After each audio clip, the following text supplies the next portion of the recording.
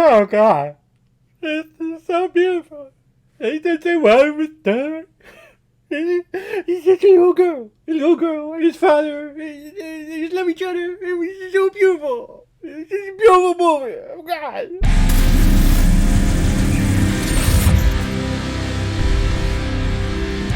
If released a couple of weekends ago here in 2024, and is directed by John Krasinski, who's also directed such films like A Quiet Place and A Quiet Place Part 2. And this film is starring Kaylee Fleming, Ryan Reynolds, John Krasinski, Fiona Shaw, and the voices of Phoebe Waller-Bridge, Louis Gossett Jr., and Steve Carell. 12-year-old Bee moves into an apartment with her grandmother while her father waits for heart surgery. And as she is trying to cope and deal with the stress of her father possibly passing away during the surgery, she starts having chance encounters with some strange CGI characters in her neighborhood that turn out to be imaginary friends, or for short, IFs. And it looks like all the IFs are being managed by Ryan Reynolds, who is trying to match up the IFs to a brand new human because their previous humans that they were best friends with have all grown up and forgotten about them. So now Bee takes it upon herself to help these IFs find their next human before they are forgotten forever. And before I watched this film, I did watch the interview with John Krasinski with all of the little puppies, his little interview with all the little puppies. And in that interview, one of the questions that he was asked was how he came up with this concept, because he also wrote this thing, also directing it. And he said that the idea came to him because his kids were very imaginative when they were much younger, but then the pandemic hit, and as they were confined and as they started growing up and figuring out like what's happening in the world and all the seriousness and the darkness that is out there, he saw their creativity and their imagination dwindle over time. And as a parent, that's a horrible thing to realize and to see from your kids. Of course, I'm not a parent, so I don't know for sure, but I did used to teach aspiring teachers at the university level who were going into education. I would teach them improv games and theatrical works. And in our sessions and in my lectures, I would explain to them that when you are a kid, when you are a child, and you're told something, or you're told, hey, imagine this, or imagine that we're here, a kid 100% fully commits to it and uses their imagination to think, oh, I'm in a rainstorm, or oh, I'm in the middle of the Amazon and I'm going on an adventure. But as we get older and as we get smarter and as life happens to us more and more as we grow up, that sense of play, that sense of imagination dwindles and is almost completely forgotten about as we get older. And it's heartbreaking to see that in this character of Bee, and I think they capture the ideas behind a child going from having an imagination to saying, no, I'm grown up, I'm no longer a kid anymore. I feel that Krasinski captures that beautifully in here. And Kaylee Fleming, she is the heart of this movie. She is absolutely adorable and very endearing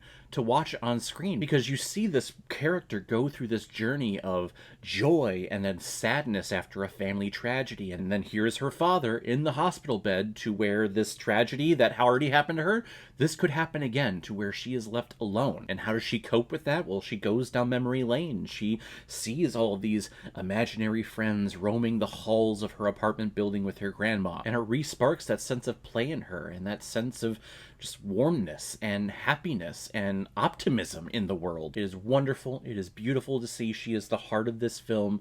Really, you couldn't have done this movie without her. I don't see anyone else fitting into this role, which is saying a lot, because I'm sure there are many kids out there who did audition for this film and would have done well, but she's just perfect. She is wonderful. Ryan Reynolds, on the other hand, I love Ryan Reynolds. You all know this. I grew up watching Two Guys, a Girl, and a Pizza Place. One of my favorite shows of all time. I love him as Deadpool. I think he is hilarious. He's a really cool guy. I don't know what he's doing in this movie. Not that he's terrible in any way or he detracts from anything. It's just that he's not doing anything special. I could have easily taken anyone else in the world and put them into that role, remove Ryan Reynolds, and it would have been the same performance. He literally does nothing special. He's completely forgettable. And John Krasinski, on top of directing, stars as the dad to Bee, and I think that his outlook on life is just tremendous. I wish as an adult I could have that attitude towards things. I'm going in for open heart surgery, but I'm still gonna play around and kid around with the nurses. I would like to think that I would do that in real life, but I can also see myself just being a shell of myself, being scared as all fuck, which I'm sure is his coping mechanism. And that's probably the biggest issue that I had with this movie. They're constantly talking about how you always need to be positive, and you always need to have that sense of play.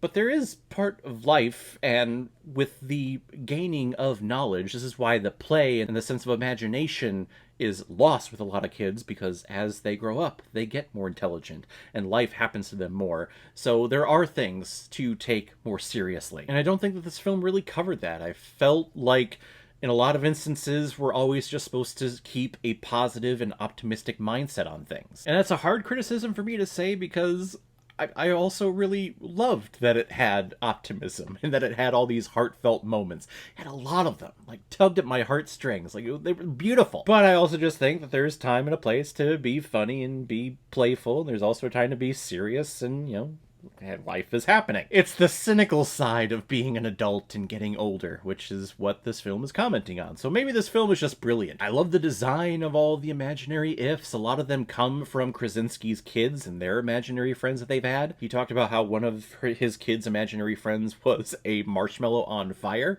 which I thought was absolutely adorable. There was the pink alligator. Emily Blunt lends her voice to the unicorn, who is just wonderful. And Steve Carell lends his voice to the big purple monster that we see on the poster. Steve Carell is just great. I wish he was in it more and we heard his voice more. But in the end, it's really Bee's story. This is really Kaylee Fleming's performance in here that just steals the show and is wonderful. I can't wait to see where her acting career takes her. If she sticks with this, I think she could be one hell of a performer, probably find herself on that Oscar stage a couple of times, because she's just tremendous. If is a really good family time. I don't know if it's the best film of the year, but gosh, if you're a parent and you have kids and you want to take them to the movies to have good messages just impaled into their brain, this is the movie for you, definitely. I'm gonna give If 4 out of 5 Blu-rays.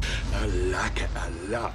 So guys, if you've seen If, what did you think about it? Or if you've never seen it before and you stumbled across because of this video, then comment below and let me know what you thought about it. And as always, if you like what you see here, if you like my take on movies, then hit the subscribe button and make sure you hit that bell. See you the next time I release my next movie review. So guys, I will see you next time on the channel, but in the meantime, be well, be good to each other, and go watch a movie. Take care, guys.